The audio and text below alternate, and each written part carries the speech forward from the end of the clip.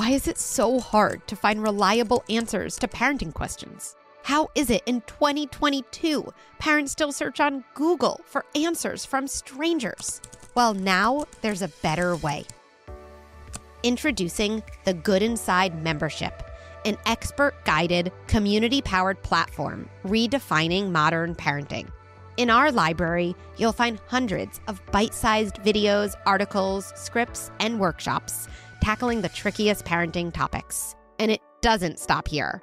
We've created a private community guided by me, Dr. Becky, and coaches trained in the Good Inside parenting method. Here you can ask questions, connect with other parents, or attend a live event on a topic that matters to you. This is the parenting handbook that doesn't exist. This is parenting advice at your fingertips, where you need it, when you need it the most. This is Good Inside membership. Hi, I'm Dr. Becky, and this is Good Inside. I'm a clinical psychologist and mom of 3 on a mission to rethink the way we raise our children.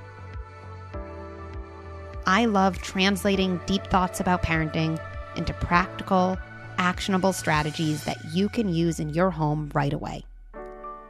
One of my core beliefs is that we are all doing the best we can with the resources we have available to us in that moment. So even as we struggle, and even as we are having a hard time on the outside, we remain good inside.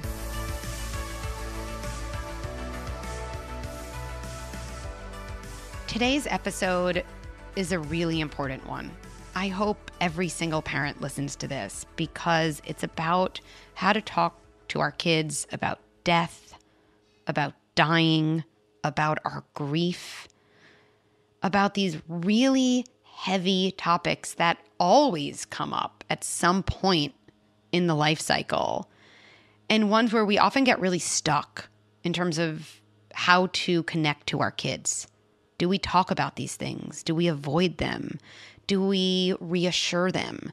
Do we make up stories that feel like they'd be better for a 4-year-old to hear than the honest, difficult, harsh realities about death? In my private practice, I've seen countless families around this topic. And over, what I found is that well-intentioned parents often talk to their kids about death and dying in ways that end up increasing their kids' anxiety and fear, not decreasing it or learning how to manage it. And so what I want to do today is talk about how to explain these really difficult, emotional, even for us, topics in a way that sets your child up to actually feel safer and more secure. And the way we get there starts with our being willing to name some really difficult truths. And so what I'll be doing today, as we hear from 3 different parents, is I'll be challenging some commonly held assumptions about what kids need when talking about death and dying, and providing a different framework, different ideas, and lots of concrete scripts that you'll be able to use right away. So with that in mind, let's all take a deep breath. I'm sure this episode will bring up a lot of emotions, probably a lot of tears for all of us. Honor those feelings as they come up. Remind yourself that those feelings are valid and important. And with all of that in mind, let's jump in.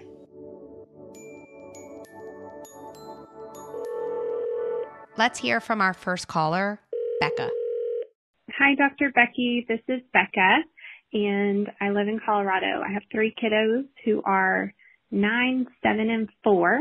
And over the last few weeks, my 7-year-old has been very anxious about death. She keeps talking about fears of dying and having bad dreams about her family dying or me dying.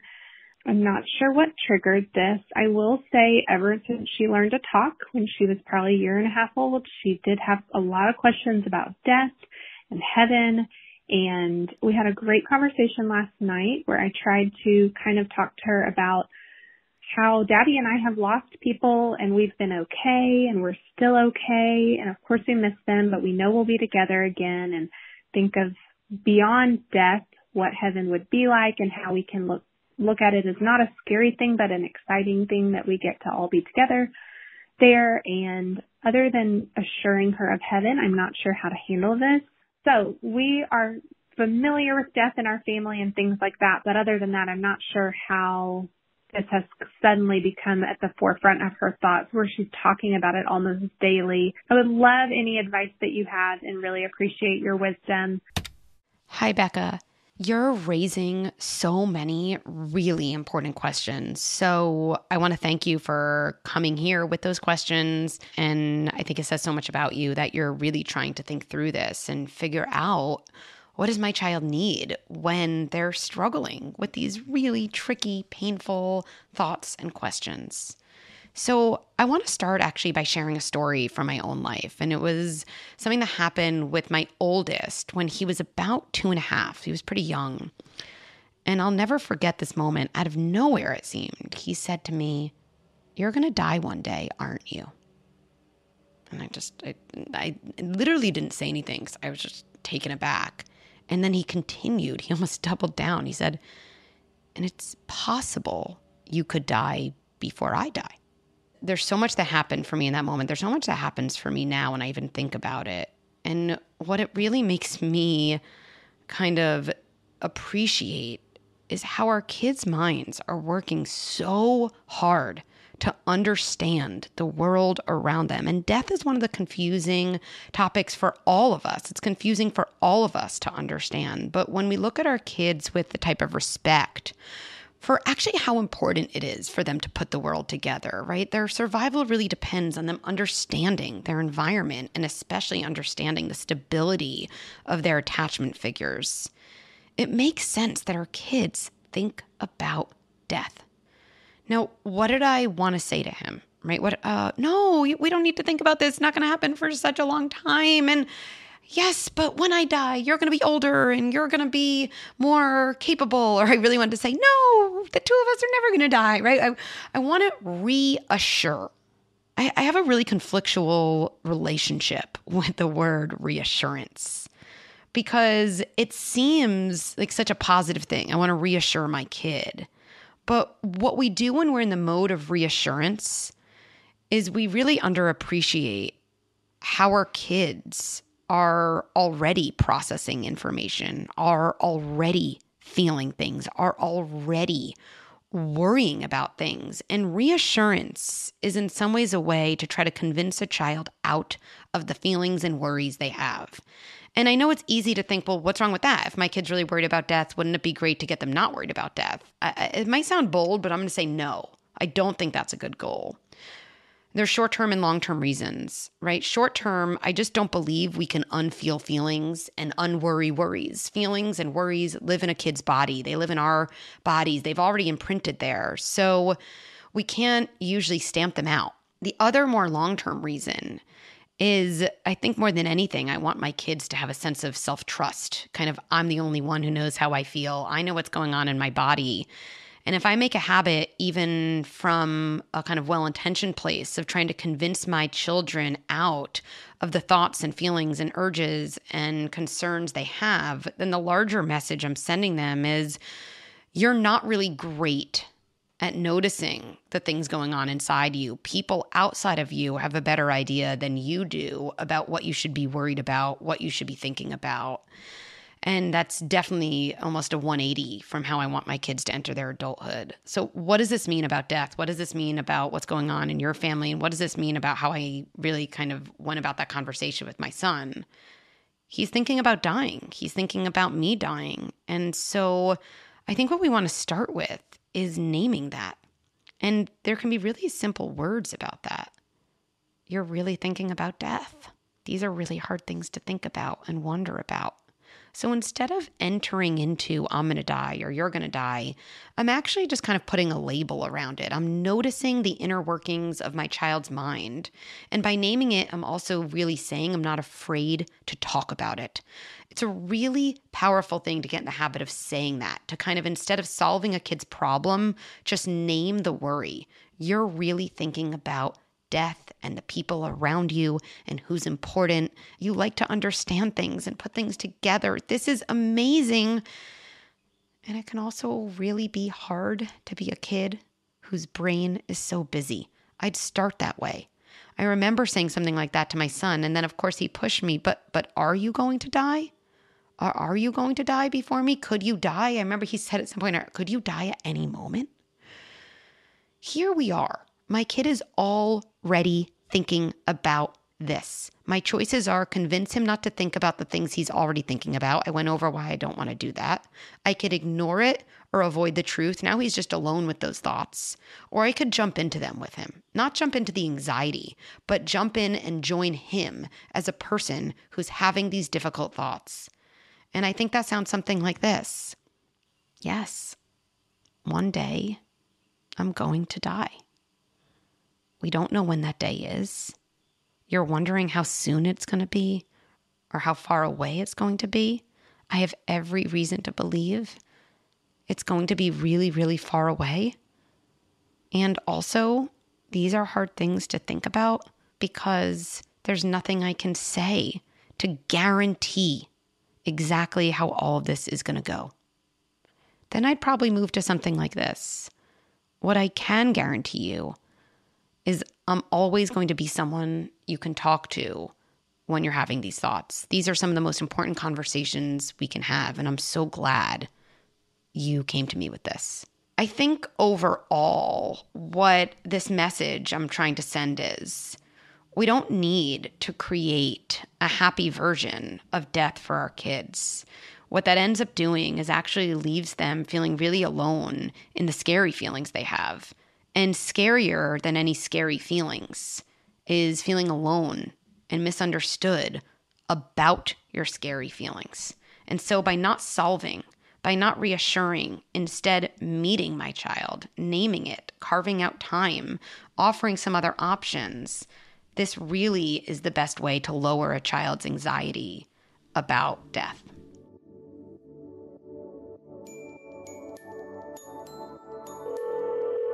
Our next caller is Anna.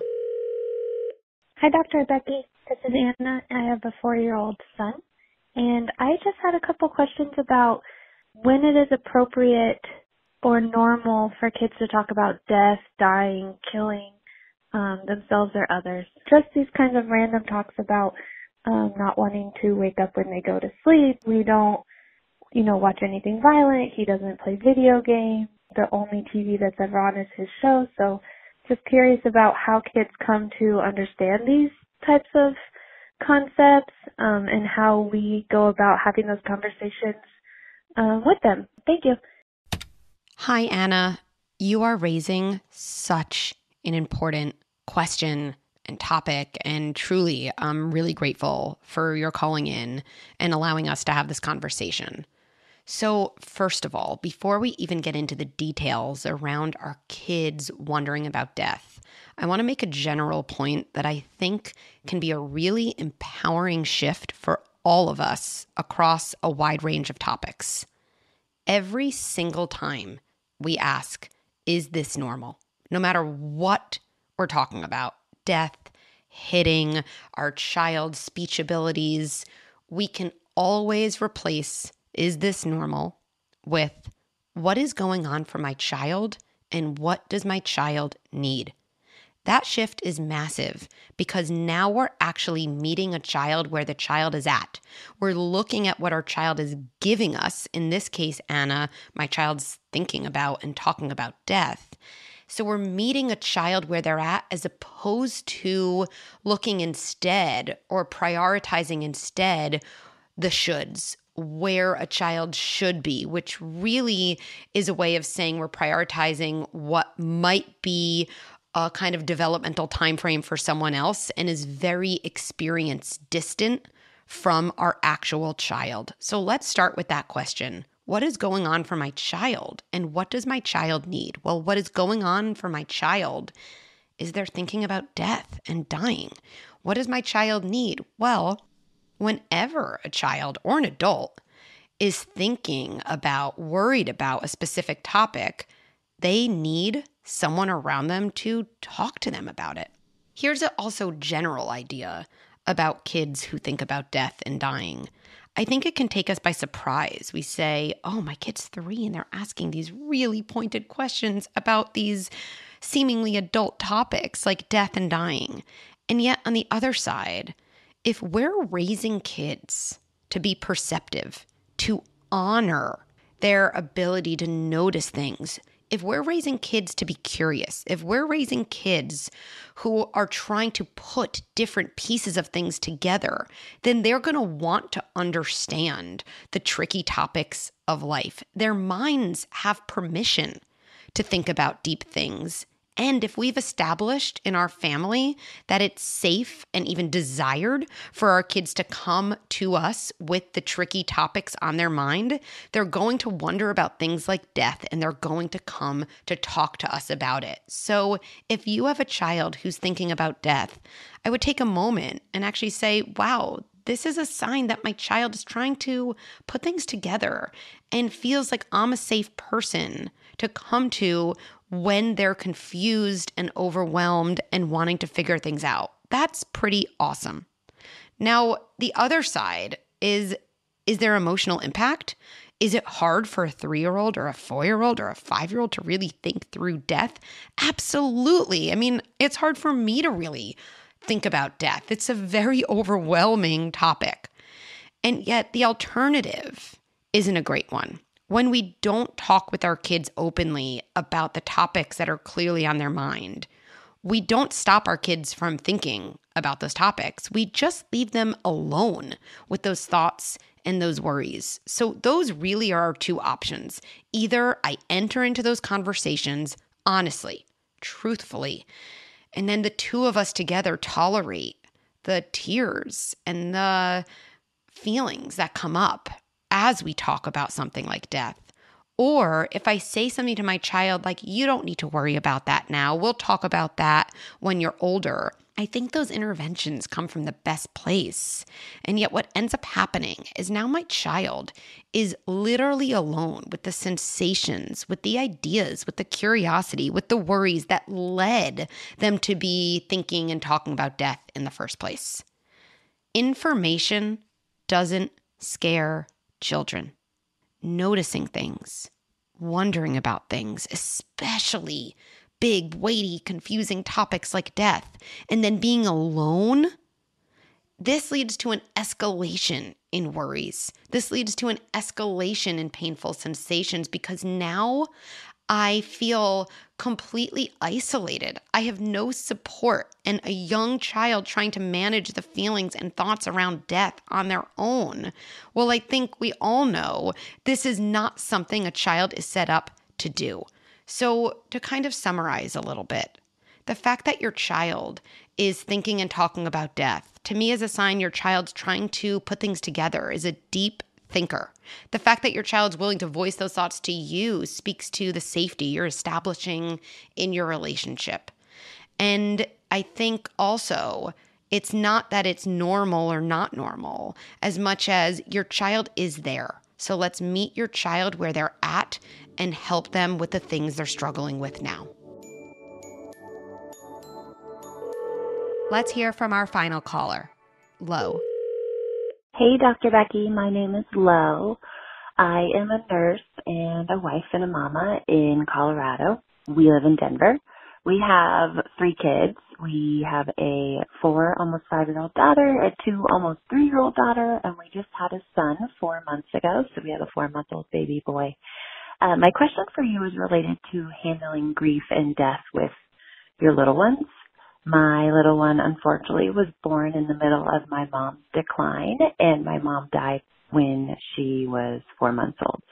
So my oldest and really the subsequent babies have each kind of been born to a mama in the thick of grief and the fallout from losing somebody so important. And now that my oldest is almost 5 and my other is almost 3, they're asking a lot of good questions about death and dying. And I was just curious about your thoughts on handling those topics in the home. My desire is to be honest and to be true about what I've lost and what they've lost, but also want to handle it in a way that doesn't spark fear in them over sickness or death in their own bodies. So I would love to hear your thoughts on this, and I appreciate you giving me the time to even call in and suggest. Hi, Lo. Thank you so much for sharing this with me, with all of us. And I think you're raising something that so many parents struggle with. How do we talk to our kids about the really difficult things that happen in our life? And in those moments where we are showing our emotions around those difficult events, how do we talk to our kids then? So what I want to do is speak a little bit about how to explain your own feelings, how to explain death, how to talk about your own grief. I also want to share with you words that I think are helpful in sharing news about someone dying, because I think that's something we all need to be prepared for those moments.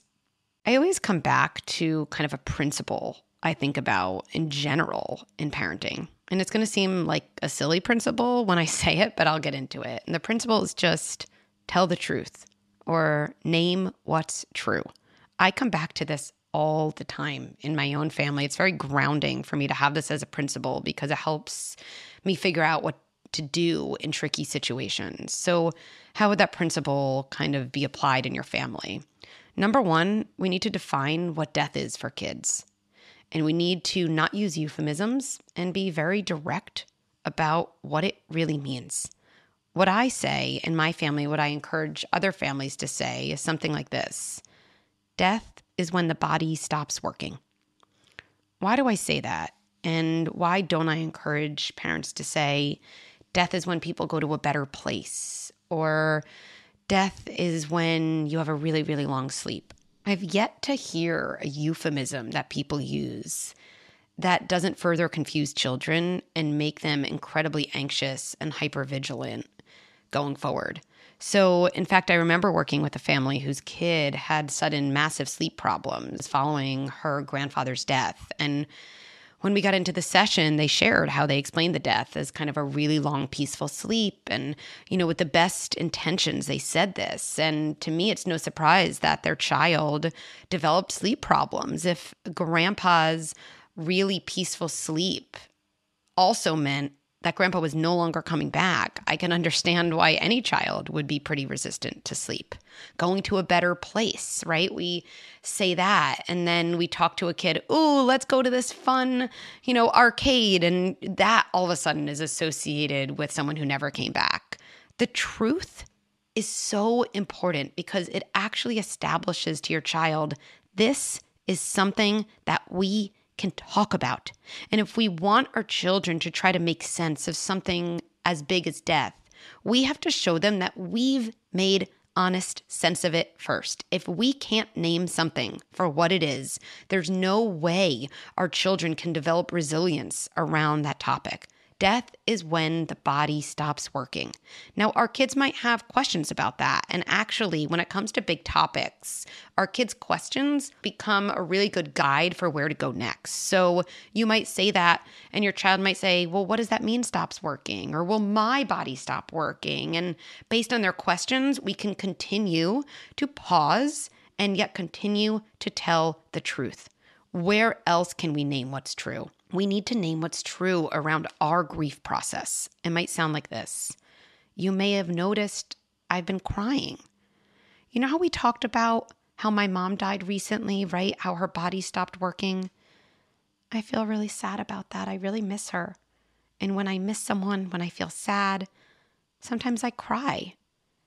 Now here's the thing. When I cry, it's never your fault. And I'm still healthy and strong, and I can still take care of you. What I'm doing there is I'm confirming my child's perceptions. I'm naming what's true. And I'm also speaking to something that's really important for young kids. Kids are perceiving everything in the environment based on the question, am I safe? Am I secure? Is there something I need to do to maximize kind of my likelihood of survival? And us as their parents, we are the most important people for them to survive because they need us for everything. And so when kids hear about someone dying or something smaller, like a babysitter is no longer with us, their thought, and it's kind of unconscious, so they don't usually say it out loud, is, oh, is this going to happen to my parents? Is this about to happen to my parents? Who else could this happen to? Am I safe? Am I safe? Am I safe? So really naming, when I cry, I can still take care of you. Or when you're talking to your kid about a family member dying, explicitly saying, I'm not dying, might seem superfluous to you, but is really, really soothing to your child. Now, I want to give you a little bit of a step-by-step or almost a formula for how to talk to your kids about death or about sharing with them news of someone dying, because I do think there's kind of an order of operations here that can be helpful. I think about introing the topic in terms of getting my child's body ready for the fact that there's going to be a different type of discussion to come. Then I think about naming what's true and speaking honestly and directly, then pausing, waiting for questions, and seeing where our kids want to go next. So it might sound like this, those beginning 3 steps. I want to talk to you about something that I think we're all going to have big feelings about. Or I want to talk to you about something that's going to feel really tricky. I know for me, I'm going to take a deep breath just to get my body ready.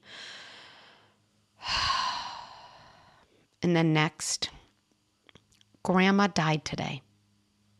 That means her body stopped working. Then I would pause.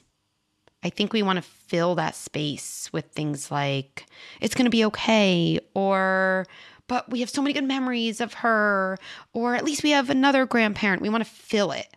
And yet what's so helpful for kids is not filling it, because when we don't fill the space, they have time to process and fill the space themselves. Now, your child might say back to you, okay, can I have my snack now? Right? And I think we think as parents, my kid doesn't get it. They get it. They're processing it. And to that, I'd say back, yeah, we can have snack. This was big news and it's okay to take some time. This won't be the last time we talk about this. And so I'm honoring my child's process and also naming kind of that this will be a continued discussion. I would also say at some point, words like this: Grandma died.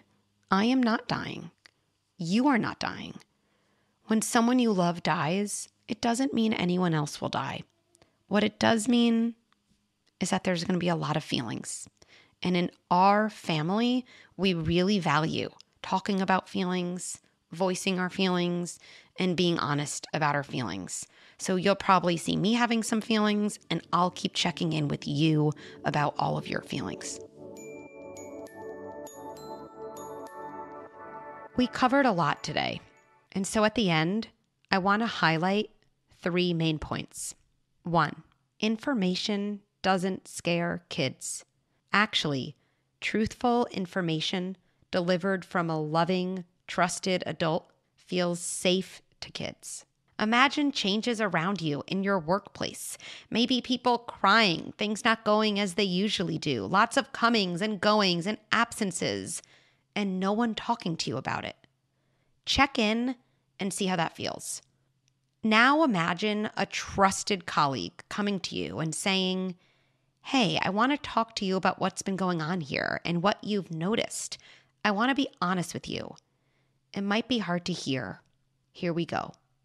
2, when talking to kids about death, remember 3 steps. Prepare your child for the conversation. State what happened with real, simple language. Pause to allow your child to have feelings and ask questions. 3, reassurance is one of the most well-intentioned yet counterproductive interventions. We don't want to convince a child out of a feeling.